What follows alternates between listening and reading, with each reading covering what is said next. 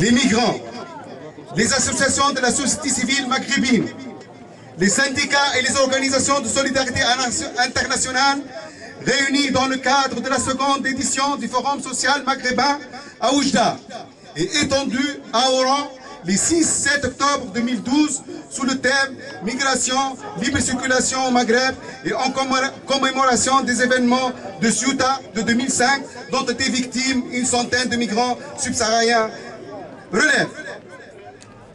Le coût du non-Maghreb sur les plans économiques, sociaux, culturels et même psychologiques constitue une perte énorme pour le présent et l'avenir des peuples de la région.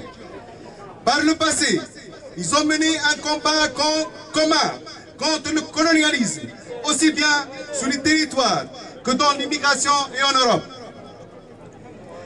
Ils ont réussi à forger une identité commune et un imaginaire de société émancipateur. Actuellement, alors qu'ils aspirent à l'avènement d'un espace géopolitique, démocratique, de justice sociale, de liberté, favorisant les échanges entre les peuples, ouverts et accueillants vis-à-vis des migrants vivant et travaillant dans les différents pays maghrébins. Nous assistons, bien au contraire, et ce depuis des décennies, à une accélération d'une insertion dépendante dans le marché mondial aux dépens d'une intégration et d'un développement régional maghrébin. Ce choix est incapable d'insuffler une dynamique maghrébine unitaire à la hauteur des enjeux globaux, régionaux et internationaux et des aspirations du peuple de la région.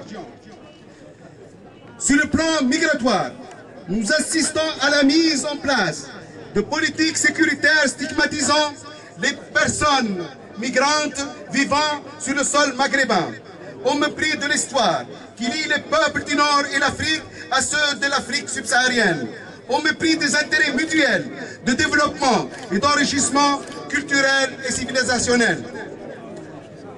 Nos gouvernants rivalisent dans la mise en application des politiques et directives européennes érigeant un mur entre les deux rives de la Méditerranée, responsable de milliers de morts et de disparus, transformant la Méditerranée en vaste cimetière.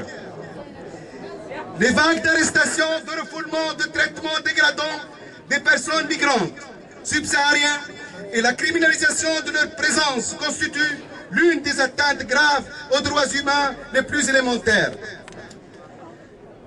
Les personnes migrantes, les organisations de la société civile maghrébine et de solidarité internationale réunies au sein du Forum des migrants d'Oujda dénoncent cette collusion entre les intérêts d'une Europe frileuse, barricadée derrière ses frontières, et ceux des gouvernements maghrébins incapables de construire une politique alternative au service des intérêts des peuples de la région.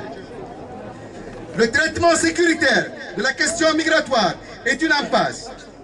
Les migrations ont été de tout temps une chance pour les peuples de départ et d'arrivée. Le Maghreb, de tradition migratoire ancienne, est devenu un territoire aussi bien d'immigration que d'immigration. La présence des personnes migrantes subsahariennes et d'autres pays est une chance pour le développement des deux espaces africains, l'Afrique du Nord et l'Afrique subsaharienne.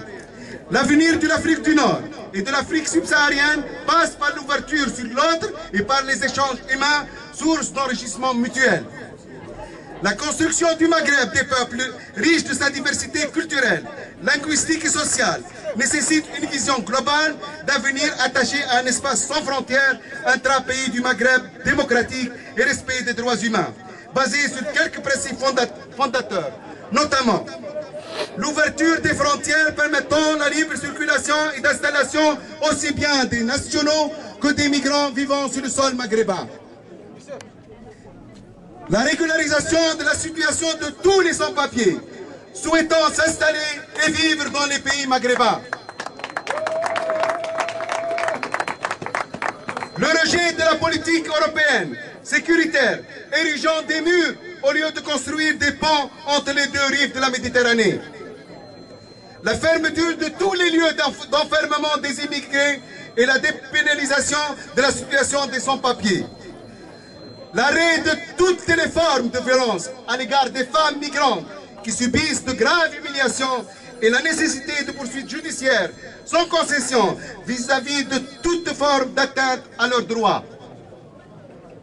L'égalité des droits économiques, sociaux et culturels reconnus universellement et le respect de l'application intégrale des conventions internationales de protection des immigrés et des réfugiés, notamment la Convention de Genève du 28 juillet 1951 relative au statut des réfugiés et la Convention internationale sur la protection des droits de tous les travailleurs migrants et des membres de leur famille, adoptée par les Nations Unies le 18 décembre 1990, ainsi que les conventions de l'OIT, l'Organisation internationale du travail, relatives à la migration. Le rejet et la discrimination la criminalisation des discriminations et du racisme et la promulgation par les parlements nationaux des lois sanctionnant les actes racistes et xénophobes. Oujda, sur le poste frontière algéro-marocain, le 7 octobre 2012. Merci.